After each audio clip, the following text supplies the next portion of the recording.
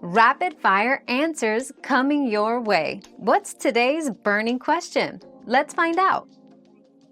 Fetal hiccups in the third trimester usually happen a few times a day and last just a few minutes. They're a sign your baby's nervous system is developing well. If hiccups become very frequent or last too long, talk to your healthcare provider. Otherwise, regular hiccups are perfectly normal and a healthy part of late pregnancy. Your daily dose of discovery ends here, but the journey of learning never stops. Subscribe and join us again for more answers tomorrow.